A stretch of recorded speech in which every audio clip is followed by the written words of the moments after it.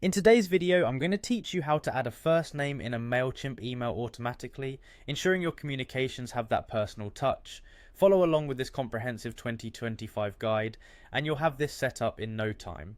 First things first, you'll need to log into your Mailchimp account. If you haven't used Mailchimp before, make sure you have your account credentials at the ready. Once you've logged in, you'll be greeted by the main dashboard.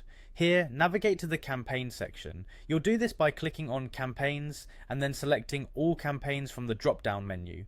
From this point, the goal is to create a new campaign.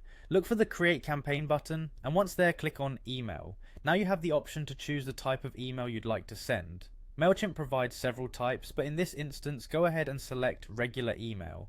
This choice is perfect for most newsletters or announcements you'd like to send out.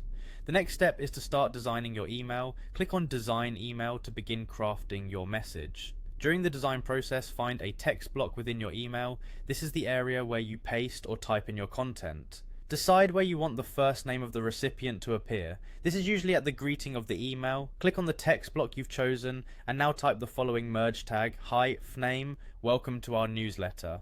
This merge tag is essentially a placeholder and a command. Mailchimp recognizes it and knows to replace fname with the first name of each recipient when the email is sent out.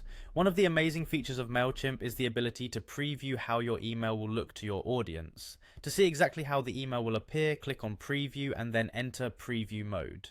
This version will show the merge tag replaced by the actual first name, so you can be sure everything is functioning properly. As a final measure, it's always a good idea to send a test email to yourself. This way you can verify that the merge tag works correctly and see firsthand the recipient's experience. Simply use the send a test email feature. This allows you to preview the message in your inbox just as your subscribers would receive it. And there you go, that's how you can effortlessly personalize your emails using Mailchimp.